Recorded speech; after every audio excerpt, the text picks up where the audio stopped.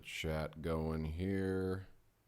Welcome to the stream, lords and ladies.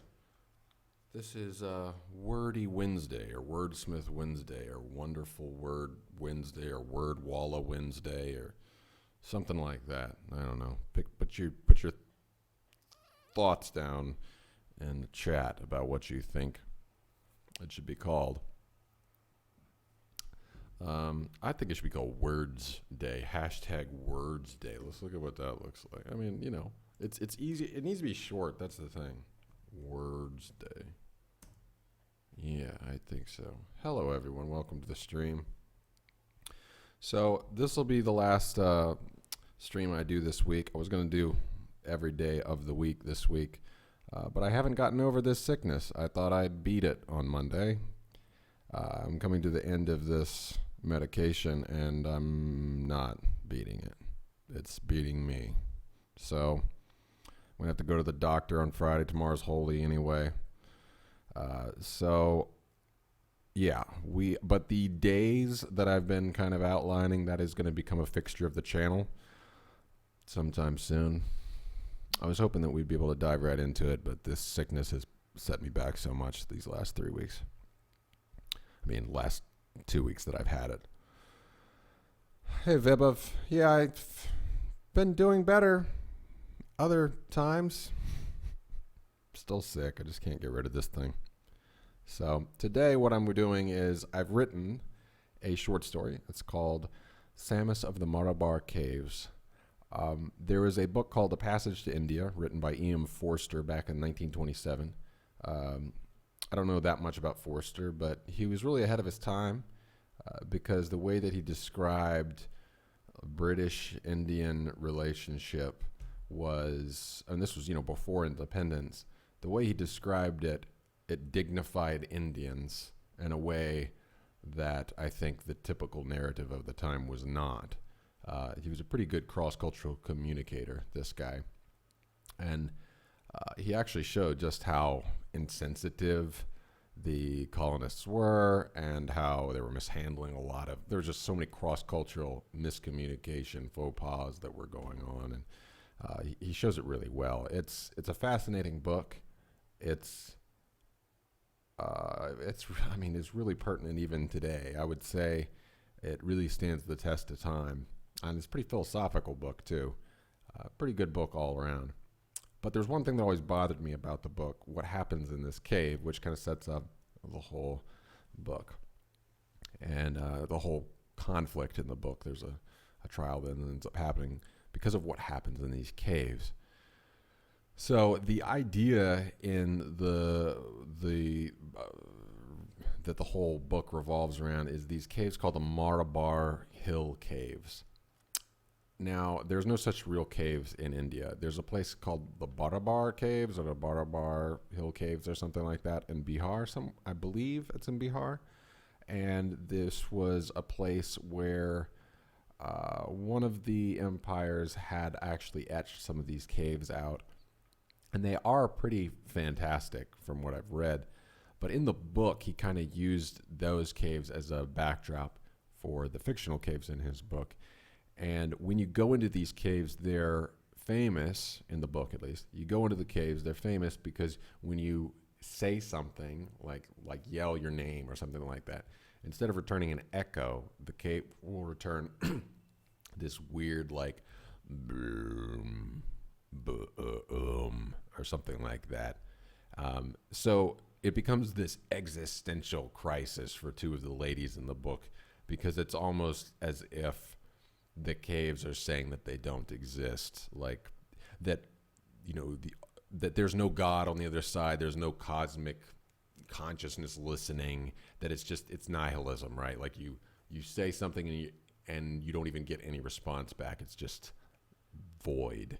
So they call it their echo, Miss Quested and the other character, Mrs. Moore, and it just messes with their head, and they have all these like philosophical conversations about it. Anyways, so I decided to write a story, except put our family in those caves and how we would deal with it if it were to happen to us. And so this story is about that, and it's like a fictional, what would you call it, like a bizarro world version of the Sue's family. So it's me, Satya, and Melissa. No Rohan yet.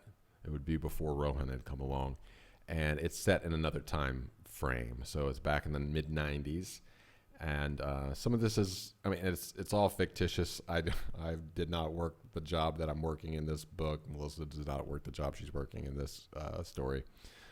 So it's kind of an alternate version of us. So Satya, it's almost as if Satya were my age at about that time. So, but yeah, I'll start reading that in just a minute.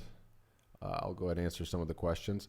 Welcome everyone to the stream. Happy Holi to everyone tomorrow. Happy Holi. Health is not great. I hope to get well soon. So there won't be any live streams for a little while. I'm going to try to get back into shape. We will be having an episode of American Indian releasing next week. Into next week. So the episode will go public. The music episode will go public the end of next week. And for patrons, the next episode, which is going to feature my adventures in Varanasi to Mumbai. That'll be next week as well for patron supporters. The volume seems to be pretty low. Really? Looks good to me. Is anyone else having a problem with volume? Check, check, check. Check, check. Check, check. Let me know. Thank you, Mihir, for the encouragement on that constructive criticism video. Yeah, I think we can always learn more from the feedback that we get. Thanks, Hare Krishnan. Appreciate that, man. Hey, Vebov, you have a question? Can my children speak fluent Hindi? No, they can't speak fluent Hindi. So the improbable one, yeah, that's right. This is like a parallel reality, an alternate universe, bizarro universe world version of me, Melissa, and Satya. Yes, I did give them permission to use Holly Bolly. So awesome. No, it's all good. Any of my stuff you can react to. I mean, whatever. Yeah, no problem.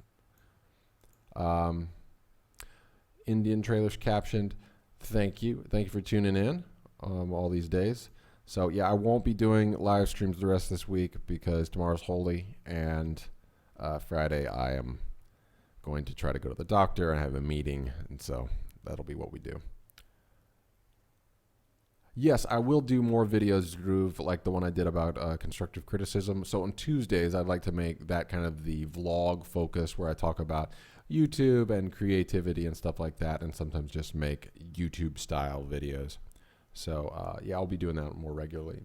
I'm not really a cricket fan, but I'm not really a fan of any sports. So I used to like American football back in the day, but I really don't listen to that. No, I'm not watching India versus Bangladesh today. So I'm guessing that's why. When does it start? Yes, I won't be making that. All right, we'll give about 5 more minutes, and then we'll get the short story started. English expats, not really. I don't really come in contact with too many. One book that I've been reading, since it is a Wordwalla Wednesday or Wordsday or something, I thought I'd mention an author that I've really appreciated in the last, I guess, 3 years or so. His name's Brandon Sanderson. He primarily writes fantasy and some kind of sci-fi elements. So the first book I read from him was one called, what is it? I actually can't remember. The Way of Kings and then Words of Radiance, I think, are the two different ones in this series. It's called the Stormlight Archive is the name of the series.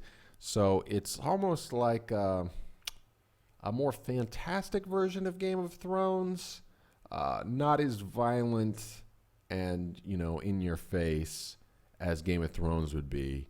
The books are still really long.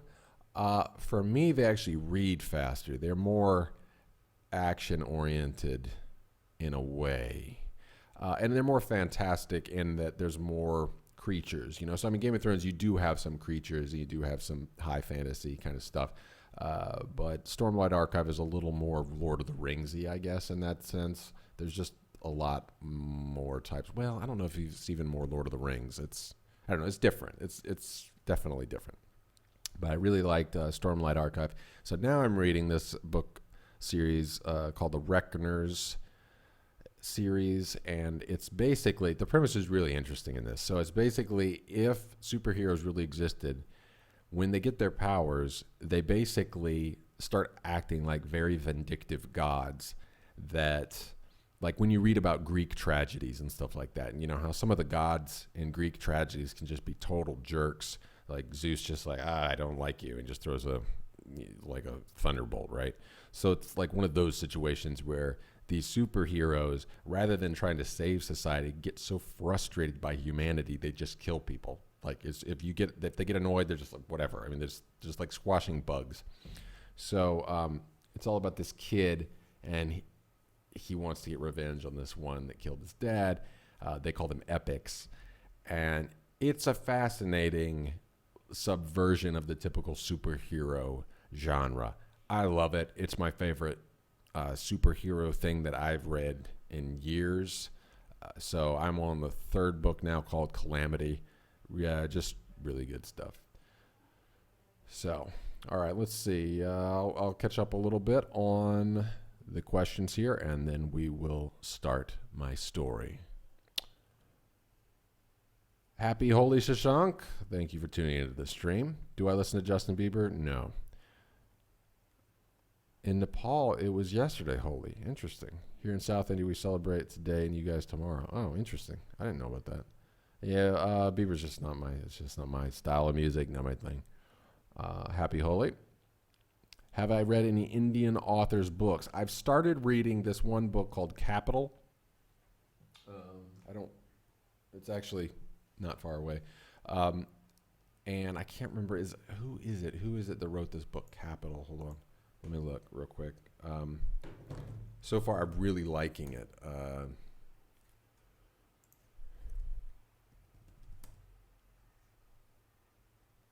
Capital, A Portrait of 21st Century Delhi by Rana Dasgupta. So far, I'm really enjoying it. It's not a fiction book, but it's written just in a very engaging style, and I'm a big fan of Delhi. So, yeah, I'm enjoying that book a lot.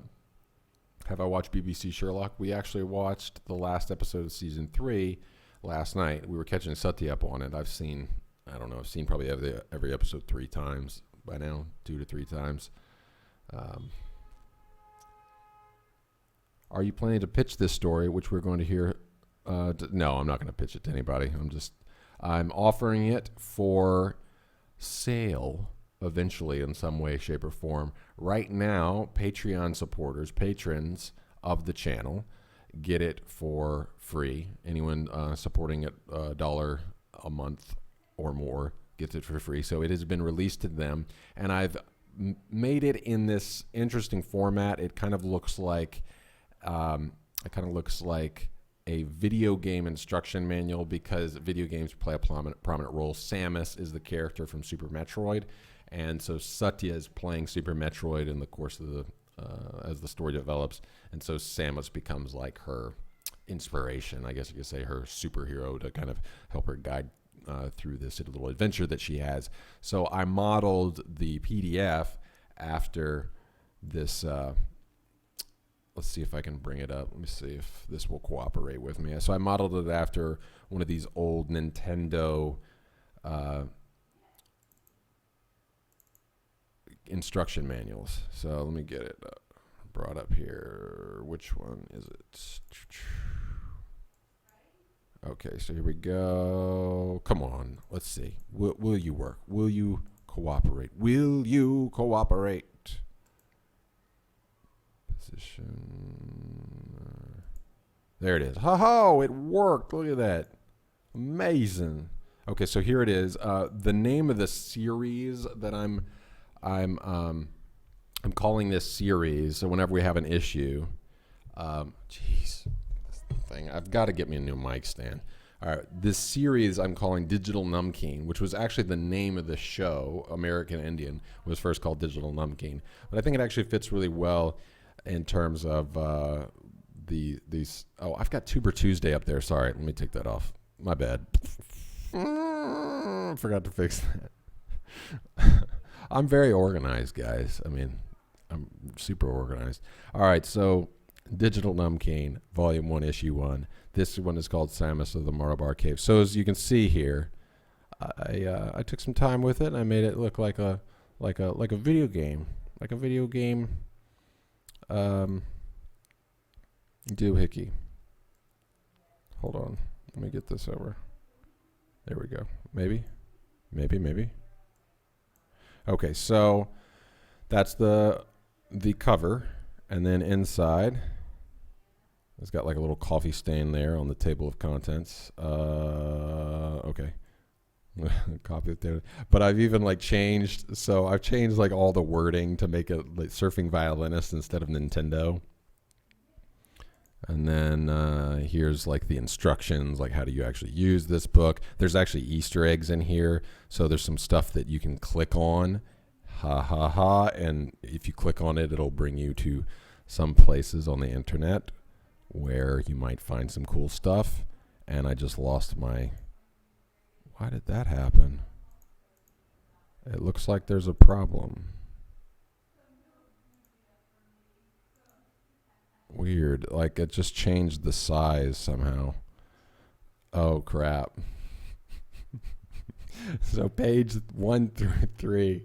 I already have found a mistake in my PDF. Page 1 through 3 are this enormous resolution, and pages 4 through 21 are this tiny resolution. Oh well, you'd still read it. Dadgummit. So anyways, Satya did the artwork in this Digital Numkane. So there it is.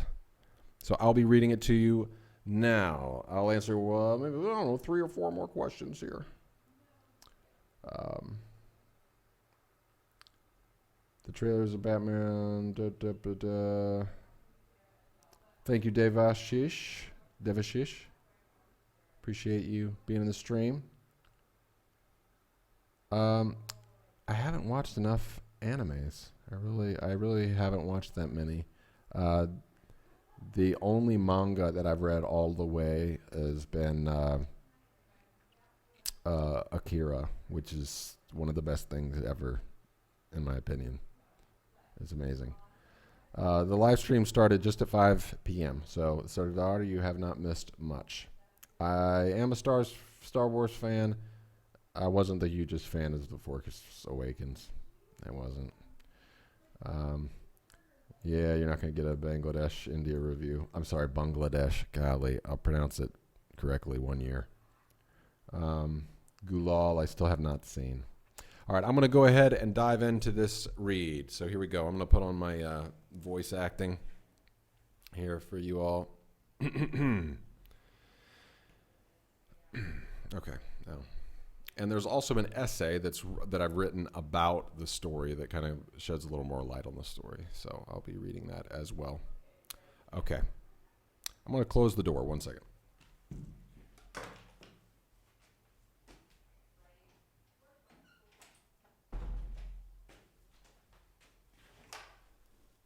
AFK.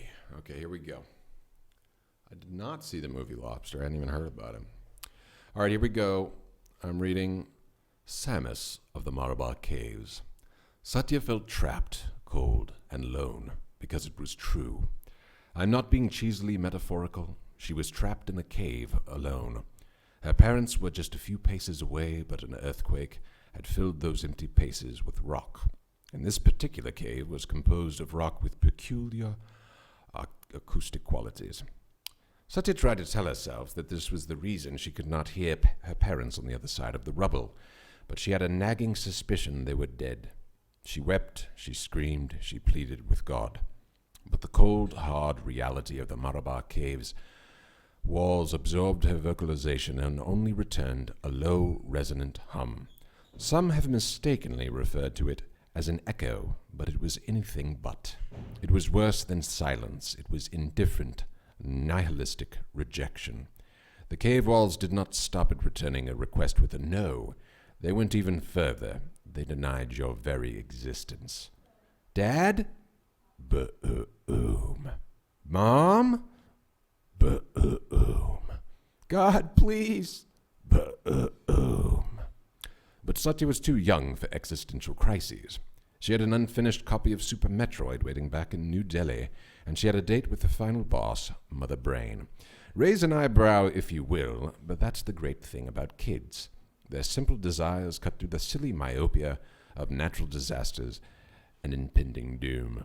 Her indifference to the acoustic properties of the rock had placed her closer to the cave entrance before the earthquake, and though there was plenty of rubble between her and the entrance, she thought she would have a better shot of finding an exit than her family. And besides, in her mind, she had plenty of help in the mechanics of spelunking from her new icon, Samus Aran. She was to be Samus today, the only family member in a position to find a way out of the catacombs, secure a rescue party, and save the family. Satya crawled over a pile of rocks, the Metroid theme droning through her brain. She squeezed into a very tight crawl space and gulped down the fear that an impending tremor or loose rock might trap her. She began to sob again. Here, I'm going to turn the lights off.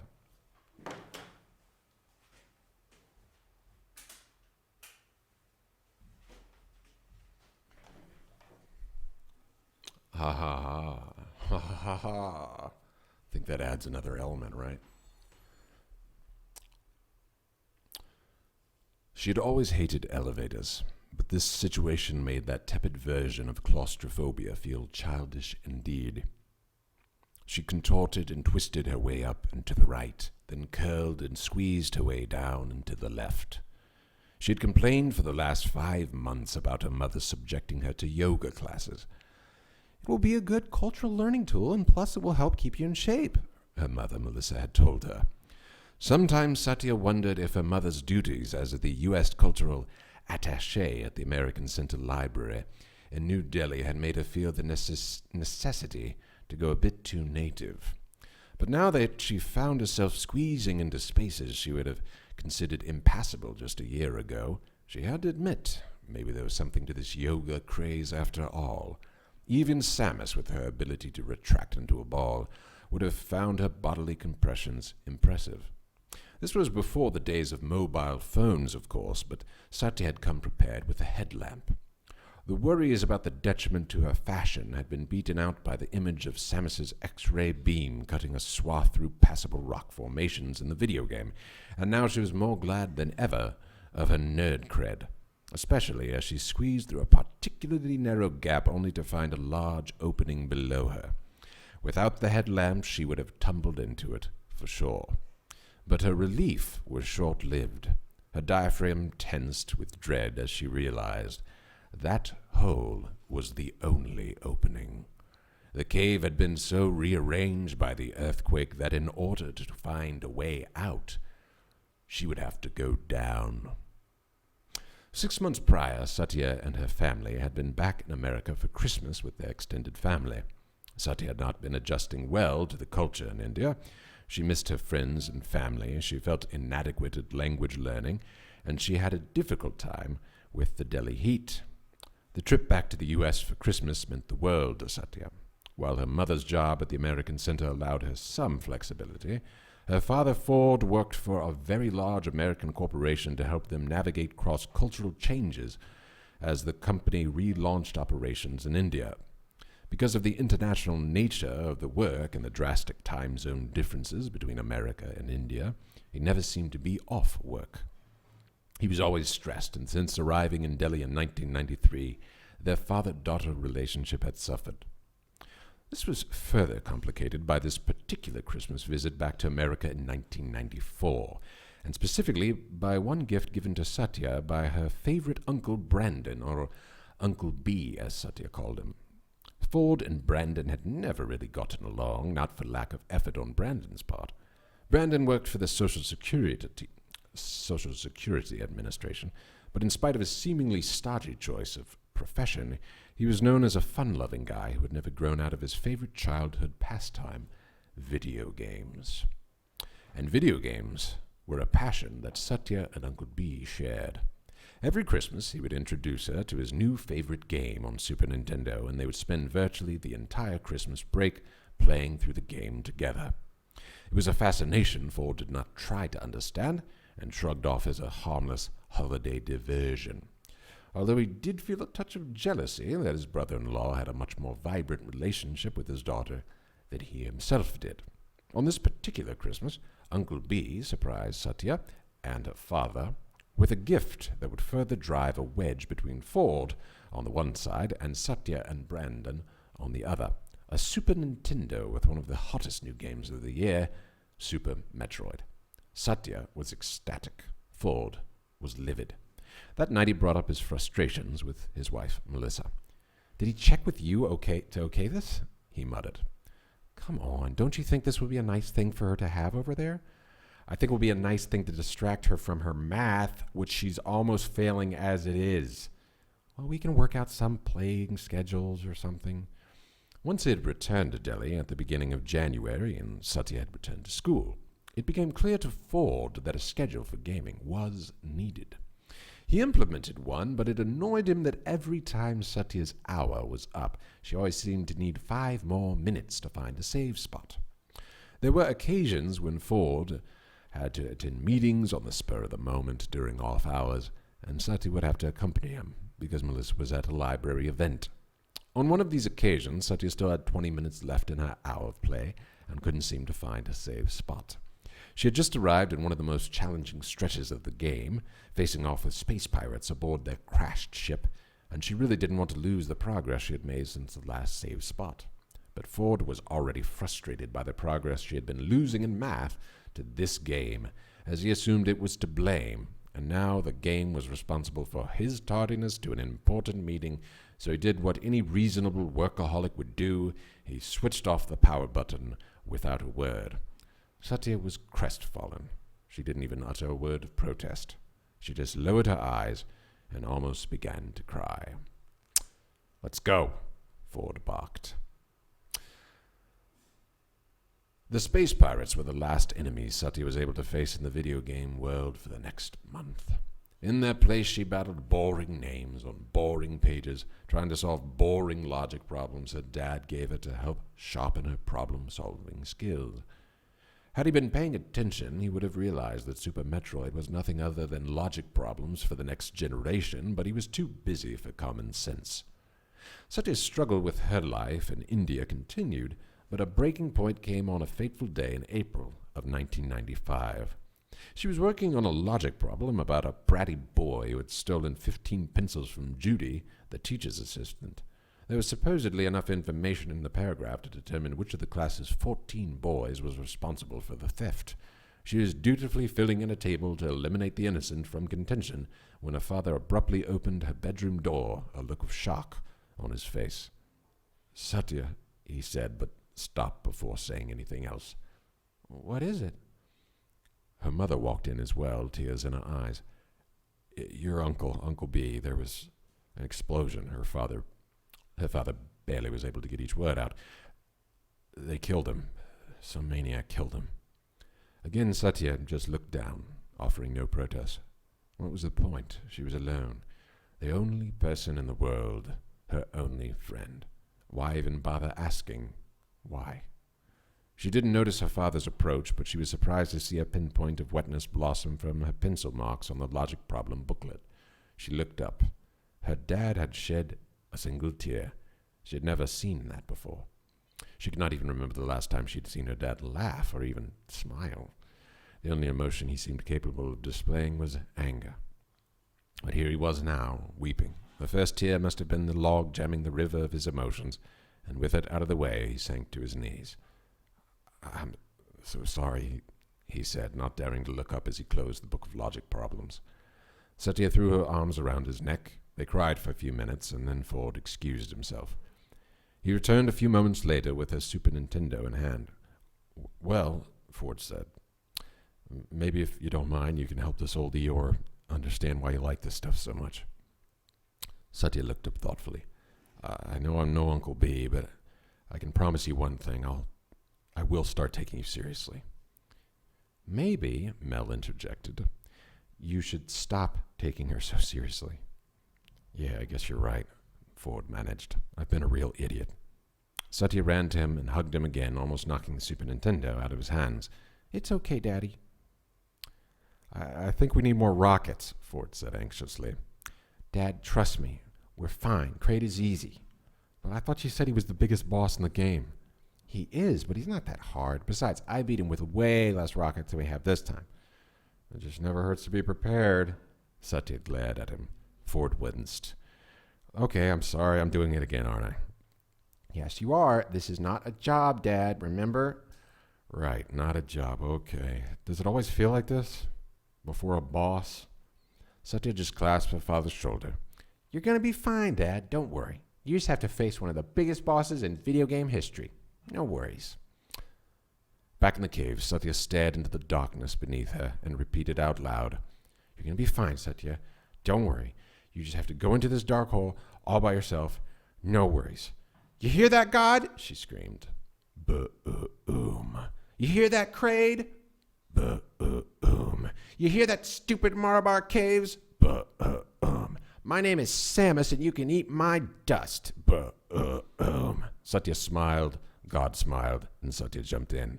Somehow she didn't break her ankle when she landed. It was a stupid move, but she couldn't see far enough into the cave, and she was worried about oxygen levels for her family, so she reasoned that this risk was the only reasonable course of action. She smiled bashfully. "Thanks," she said, grateful that she had landed safely. This particular cavern was quite large. She turned slowly in place, directing the headlamp at the walls, and found an opening. It appeared to be a proper tunnel. She examined the remaining walls, floor, and what accounted for a ceiling to ensure this was the only outlet. When she approached the entrance, she felt an ever so slight breeze, but before she was able to utter a sigh of relief, she noticed something else. A sound, a low, labored rattling. It was definitely coming from the narrow passage. She gulped and walked in. The sound was intermittent. She wondered if it might be some engine outside, but with each recurrence she realized it sounded more and more like purring, a deep, bassy purr, and she gulped harder. She knew there were tigers in these parts. She hesitated, but knowing there was no other way out, she continued on. In a moment her fears were confirmed. There, not 5 meters ahead, was a tiger. Its eyes reflected the headlamp, and after an instant it growled loudly. Satya braced herself, but nothing happened.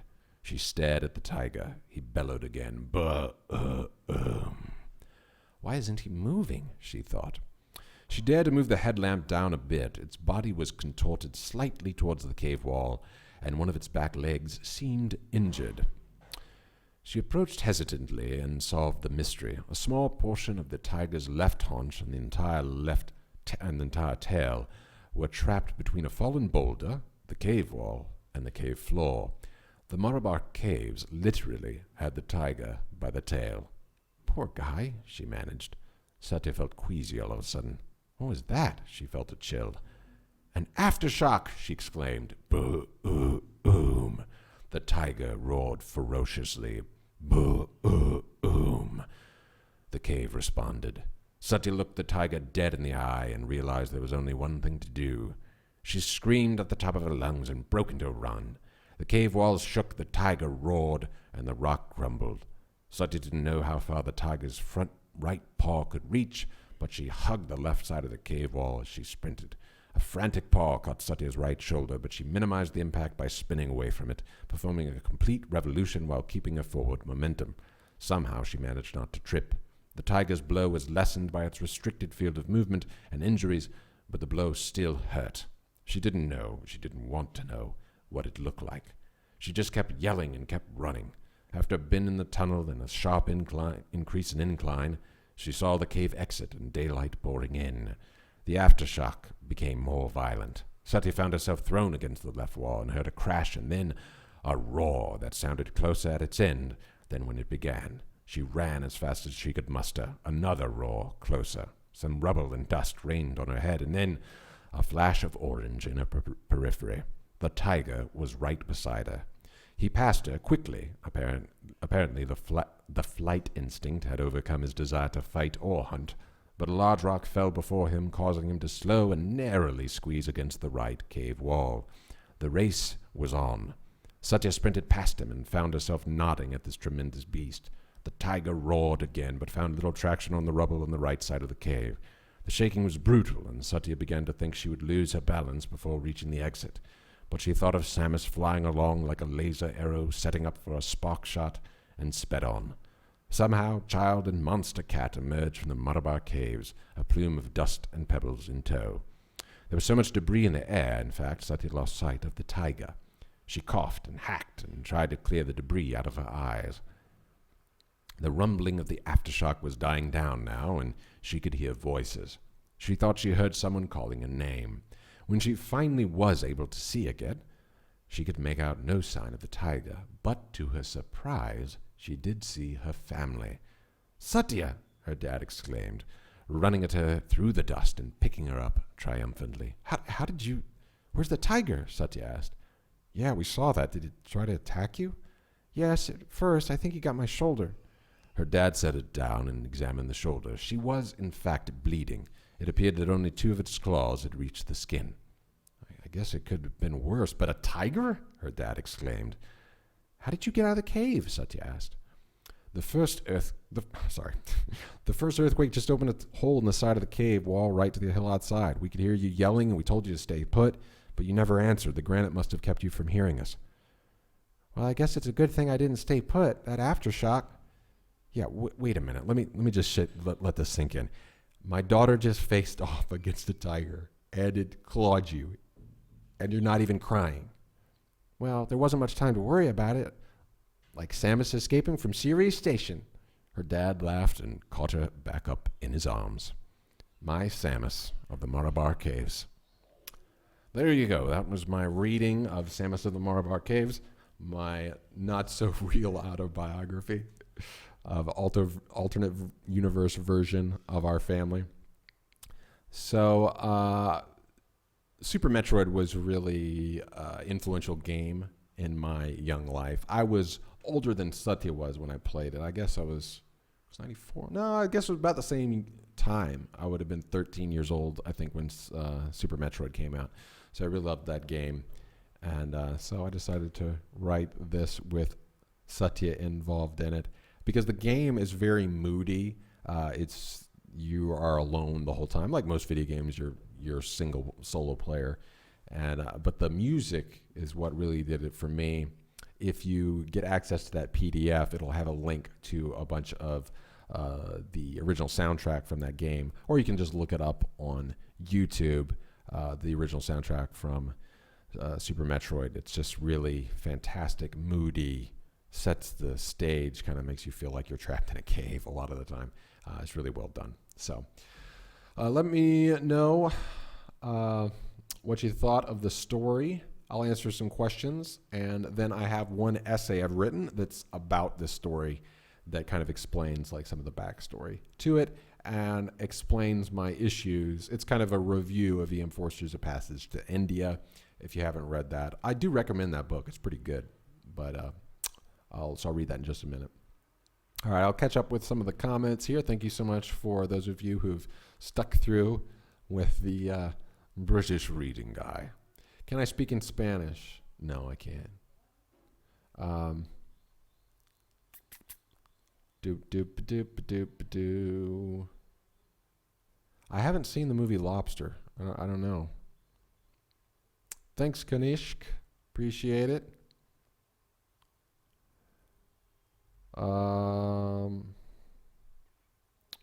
Yeah, probably not going to do mobile or tech reviews. Pretty saturated market. Oh, yeah, superhero comic about the family. That would be pretty fun. I like that. I'm an undercover CIA agent. I'm writing a story about that. I'm writing a story about an undercover CIA agent. I think it's a pretty terrible cover, personally, but...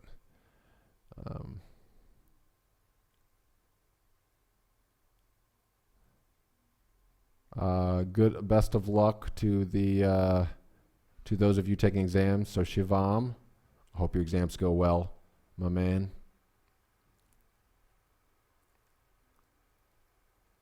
I haven't played Clash of Clans. I do see that a lot of people are playing it. V and TZ TV, welcome back. I sounded like a young William Hurt. Interesting.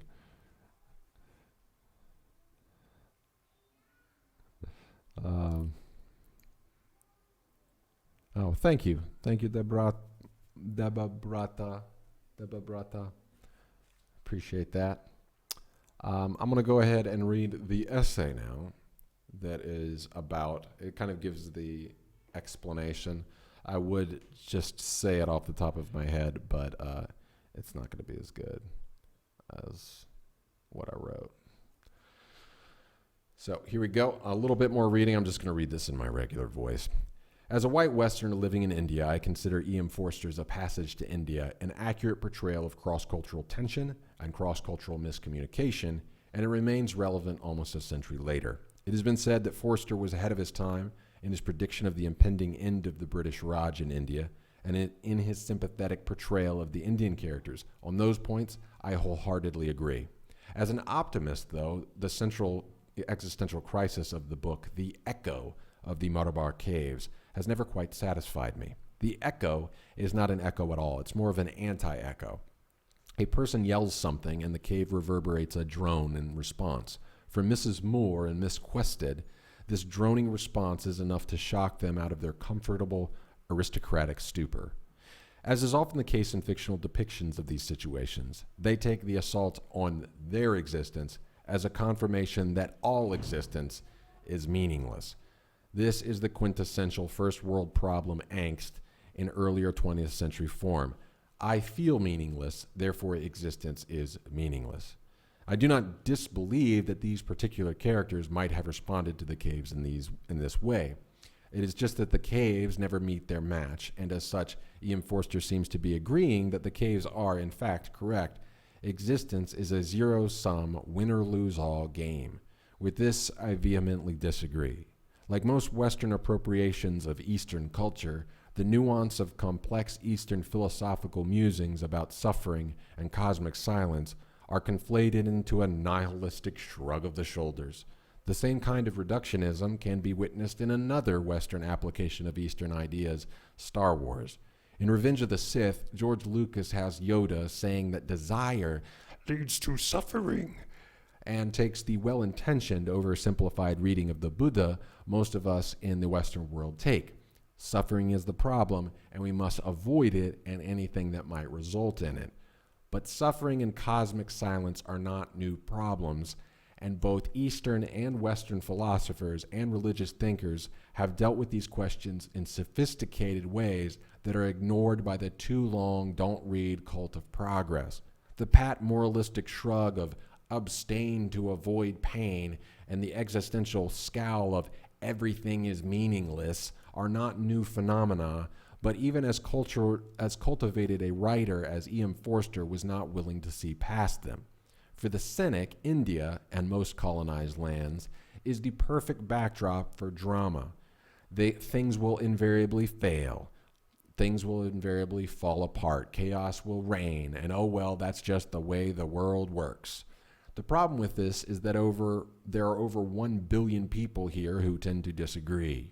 There are plenty of cynics in the fold, but most of them don't have time for existential crises because they're too busy fighting for family, home, and what they consider a good life to notice all this philosophical hand-wringing.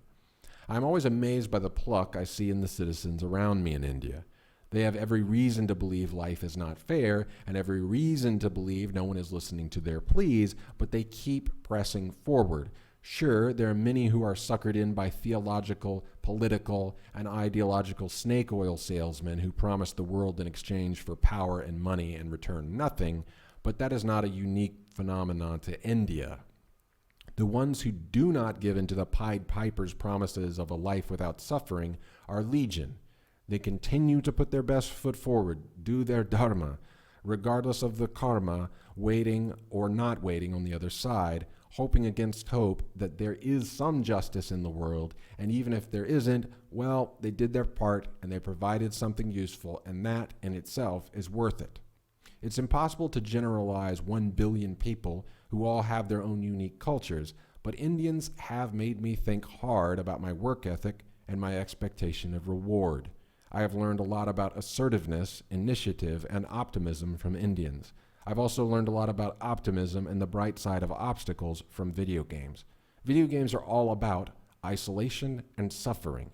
You become the protagonist and take him or her through situations that would be abhorrent in the real world, all to attain a goal that sometimes seems far-fetched and perhaps even impossible. In no other video game up until that time in my life had isolation felt more palpable to me than Super Metroid. The music was perhaps the main reason for this. The game itself is not that difficult by most metrics, but the mood it created has been a source of nostalgia for most of those who have played it. In it, Samus Aran, a strong female protagonist, if ever there was one, is a bounty hunter who goes through cave after cave, powering up on her way to rescue one of the most potentially dangerous alien species from being used as a weapon across the galaxy. Most of her time is spent alone, underground. This served as the inspiration for this cross-cultural, cross-genre fan fiction that you have heard today. Since E.M. Forster did not find it fit to provide a character with the gumption to stare suffering and silence in the face with plucky resolve, I decided I would. And while Samus provided this character with inspiration, the character herself is modeled after my daughter Satya, who has shown as much pluck and optimism in the face of adverse circumstances as anyone I know. She is my Samus of the Malabar Hill Caves, and like all kids at heart, she does not have time for existential dread. She's too busy enjoying her duty of slaying evil, learning from suffering, and staring straight into the silence with a determined smile. So there you go. That's my writing for this week. Samus of the Malabar Caves and Super Metroid meets A Passage to India.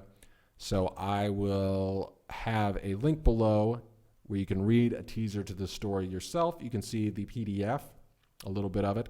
And if you support the show, the entire downloadable PDF is available there. And I'll tell you, there's actually a one-screen video game that kind of encapsulate that I made that kind of sums up the whole mood.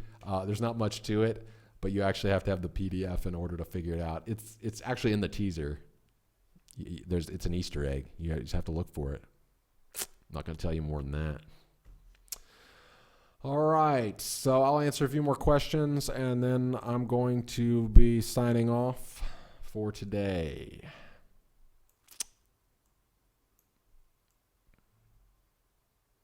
Why is it dark? I thought it was nice, to set the mood, man. Like, come on, I'm just setting the mood here. Why not call it Wednesday Livestream? Ooh, that's an interesting idea. All right. That's an interesting idea. Abhinav, hello. How are you doing? Raj, my expectations are not good for Batman versus Superman. I'm not excited about it at all. I'm sorry. I hate to be a killjoy. Just not interested. I'm not a big Zack Snyder fan. I actually liked the newer Superman when I first saw it, but it's one of those movies that just kind of like faded. Like after a week, I couldn't even remember much of it. No, just not a fan of it. Not a fan of Zack Snyder. Not a fan of pretty much anything DC's done. I haven't seen the shows recently that a lot of people have liked, but I just haven't been a fan of much DC's done cinematically, other than Batman, which I'm a huge fan of the Nolans. So yeah.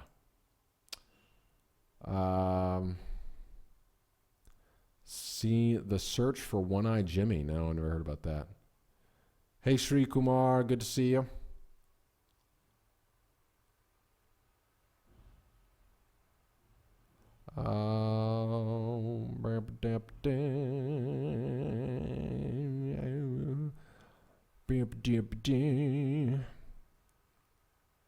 Victorian era episode of Sherlock. I liked it. I know a lot of people didn't like that episode. I liked it a lot. I thought that was really, I don't know. It's funny, when we went back and watched season 3 again, and I actually really didn't like season 3 all that much the first time I saw it. I'm still not a big fan of episode 3. I feel like there's like 8 sharks that get jumped in episode 3. But I went back and watched the wedding one again. It's just a lot. It's a fun episode, man. That's a lot of fun. I do. Season 3 is a fun season. I like the Abominable Bride. If I think that's what it's called. Yeah, I liked it. Yeah, so I definitely mixed a bit of philosophy with video games there. Still haven't caught up with Daredevil season 2 yet. Oh, you're right. No red light. I should have turned the red light on. Man, that would have been nice and creepy to have that on. I live in Delhi, South Delhi. No live stream tomorrow. It's going to be holy, and I'm still feeling sick. I need to go to a doctor and get myself back again. So I wanted to do it this entire week, but it's not going to happen. So, but this gives you an idea of what I'm trying to do, at least by days. Curate and create content every day. It's kind of the idea. But I need to really recover from this sickness before I do this. Yeah, I did watch Watchmen. It's still, and then again, it wasn't my favorite. The only thing I liked about it was Rorschach. I thought they really got Rorschach right. I love the graphic novel. It's a classic, but yeah, Snyder just doesn't do it for me, man. Like I don't know. There's just his stylist. Whatever. It just doesn't work. It's almost the truth about Watchmen is it's almost impossible to adapt. It's almost impossible to make that thing into a movie that's going to work. Honestly, if they'd adapted it into a miniseries, if you had HBO or Netflix adapt Watchmen into a miniseries, that thing would have been classic. But into a movie, it's just so much going on, and it's so insane. It's such an insane story. It's poetry. It's high literature. Like the thing is just so good, and Zack Snyder's not. He's just too middle brow to get that right. I'm sorry. Like it didn't work for me. All right. Cross-cultural thing for an American living in India may be having experienced different culture and day-to-day business calls more diversity. Yeah, that is true. That is true. There's a lot of cross-cultural communication that happens within India. This is, I really honestly, to all you viewing right now, I think this is one of the strengths that you have as a nation, is that indigenously you have so much diversity that you have had to deal with things that a lot of countries just never have really thought through well. And I know it's hard, and I don't know how you all will navigate it, but you kind of need to show the world how to do it, because what happened before is imperial colonializing. It's just like, no, we're going to have this one culture and everyone's going to adopt this one culture, and that's just how it's going to be. And, we forced native populations out, or you had to assimilate, in America and Canada and Europe. So, and this, when we talk about it happening, I mean, even happened within like white on white cultures. I mean, you look at like in England and Ireland and Scotland. I mean, there were different cultures there, different languages, and they were subjugated. And so, I mean, this is just a recurring pattern, right? So I really think India has something to offer the world in terms of how to make a melting pot work. And I don't know. There's a lot to be done. So there are many challenges, but you have something to teach the world, all of us. Ye hat mujhe de de Thakur.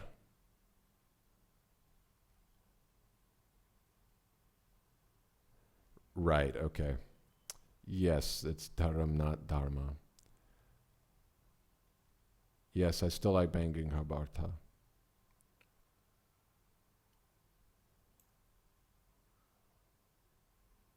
I did watch Marvel Agents of S.H.I.E.L.D. I did watch the 2 seasons. There's 2 seasons, right? I think. Yeah, I think I watched all of them. I really liked them, yeah.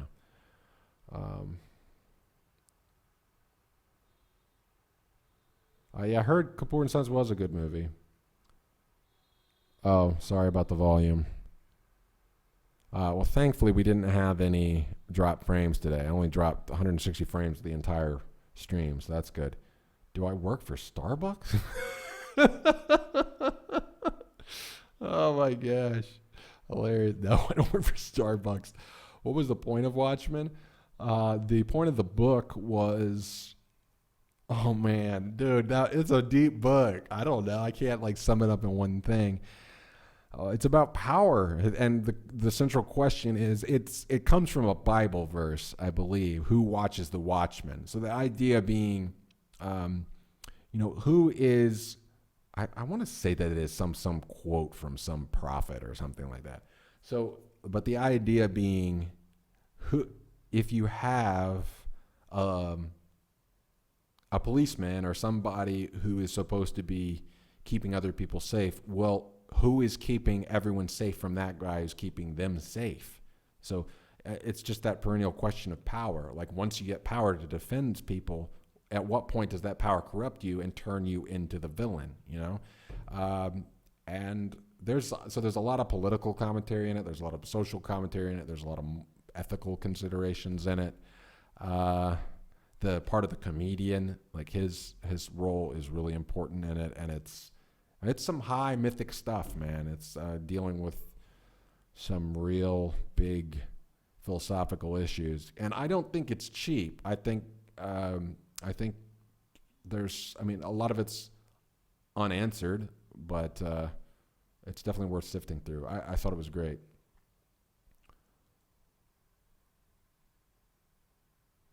Zack Snyder should have watched Sin City. He didn't have anything to do with Sin City? Now, I heard that was really good. I would like to watch that. I need to watch that. Who did Sin City? I don't know. Robert Rodriguez, right? Yeah, okay. See, stylistically, that one did look really good from what I saw of it. Happy Holy, Sardar. Thank you. There's not going to be a live stream tomorrow, everyone. Somebody stop Zack Snyder. Somebody save the world. Well, I'm glad there's like two of us that don't like Zack Snyder's work. I'm sure he's a nice guy, whatever. Thank you, Maverick. Appreciate it. Ford, do you have any liquid Pentagon? You're cracking me up, man.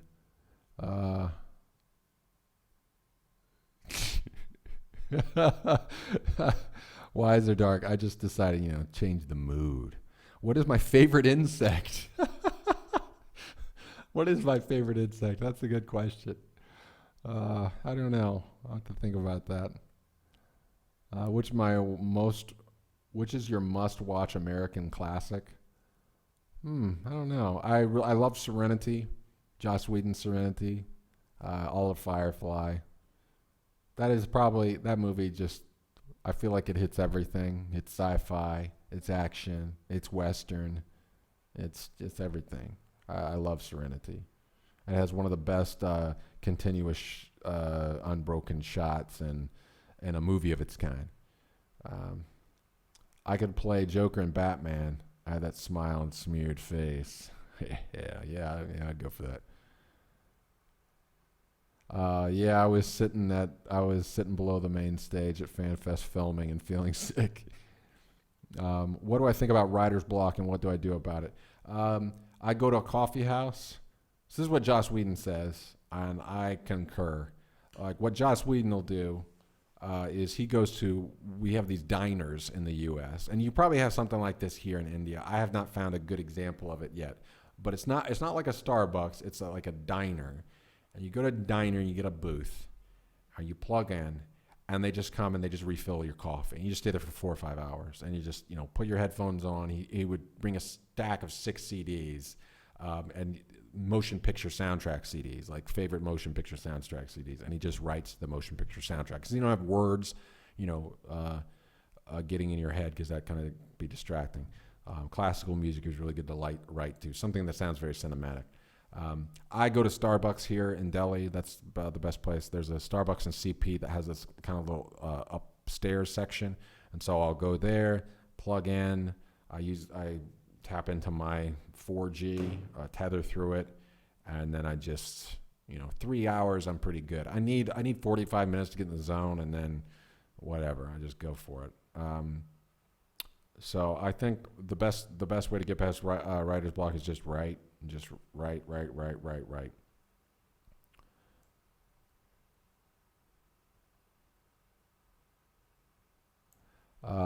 Point of Watchmen is the quote of Spider-Man: "With great power comes great responsibility." Uh, it's a more depressed version of that. It's not really optimistic. So, but it's like I am a fan of stuff that can be pretty depressing. Like I love the Coen brothers work. I love No Country for Old Men. So I'm not opposed to stuff that actually feels kind of nihilistic. I think there's a time to kind of look into to the darker side of philosophy, and it can be really, it can make you ask yourself hard questions, about how you're spending your time and stuff like that. I think it's, so I thought Watchmen was on that level in terms of, I mean, it's not a very optimistic view of the universe, but it is critical in a good way. I think it makes you ask some questions like, oh, maybe this kind of power isn't worth getting. Maybe this is not the right way to do something. Yeah, I want to start back doing the India film favorites pretty soon again. I don't watch PewDiePie. I do respect the guy, though. I think he's done, he's done his thing.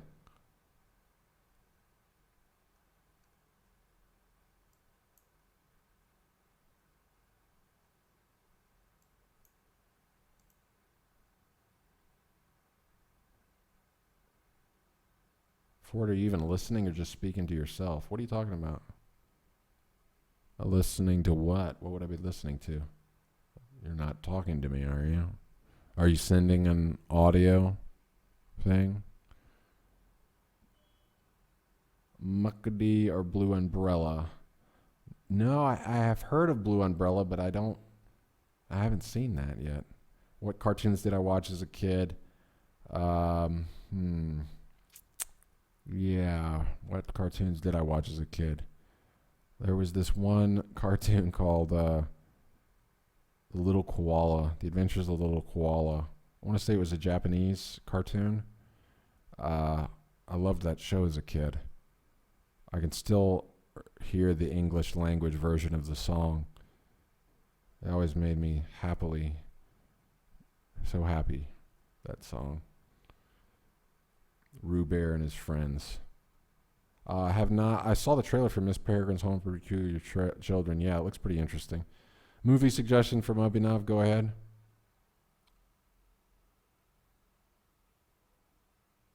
My favorite Indian movie is I don't know. I've mentioned a few. I would say People Alive is way at the close to the top. The movie Hulla that I referenced before in my Indian film favorites. Those two are really high up there. I liked Titli. Is that the one? Is that what it's called? Titli? Is that the new one with the kid? I really like that one. But I think Hulla and People Alive are my favorites right now. In terms of more Bollywood fare, I'll always stand by Lagan. I really like it. Every time I watch it, I enjoy it. I think it accomplishes its sports genre goals very well. Yeah. There you go. Do I like Jabby Coy? I mean, he's doing what he does. It's not my cup of tea. I can't watch reactions. I find reactions boring. The stream will be on a regular basis. I don't know if I'm going to be able to do it daily. I think it's going to end up taking too much time from the other stuff, making videos for you guys and gals. So, but it will be at least weekly once we get into this schedule. So definitely. So yeah, I have to leave every 6 months. It's the rule, unless you can register. So the FRRO has different rules every time I've gone in, and every time I've tried to register, they just say just leave. On your visa, you can just come back in. I'm like, okay, so it ends up being pretty expensive, but I don't know. Clerk system, man. What do you do? I don't know. They just, every time you go, they say, we need this other piece of paper. And then my favorite Anurag Kashyap movie is definitely Black Friday, hands down. Yeah, I filmed Stop Finishing Street Food Reviews. Now, we are going to do something about comparing some American food to Indian food in a future episode, though. We're going to do something about that. All right, guys, I'm going to head out. It has been an hour. Yeah, it's true. Tisley didn't do all that great. So you have to register your visa. You have to register your visa within 18 days of arriving in the country, or you have to leave every 6 months. And whenever I've tried to register, they've said, no, you need to leave. I don't know, man. You talk to 3 people, they'll tell you eight different things, depending on the time of day you ask them. All right, I've got to go. Thank you all. Thank you all for watching. Thank you, go. Appreciate it. And we will see you next time in the stream. The stream will be sometime next week. I will give you at least a day's warning, maybe more. All right? At least a day's warning, maybe more. We will see you soon. All right. Signing off. Thank you for listening to my long story. Hope you enjoyed it. Click in the description to get the link to the preview, and Patreon supporters get the whole thing. All right. Thank you all. Keep it creative, cross-cultural, constructive.